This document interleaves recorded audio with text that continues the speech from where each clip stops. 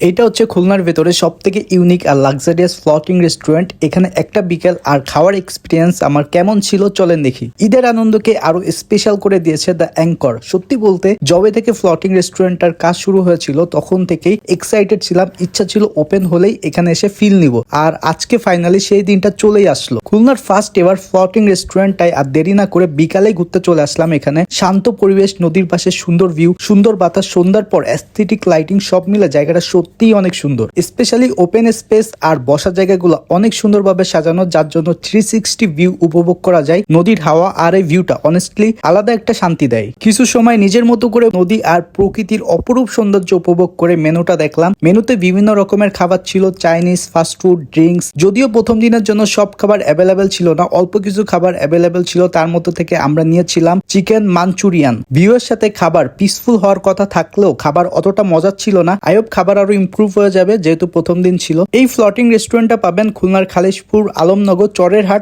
আশার আলো river view এর ভেতরেই। ভিডিওটা এখানে শেষ হচ্ছে। ঈদ মোবারক সবাইকে, ভালো থাকবেন, আল্লাহ হাফেজ।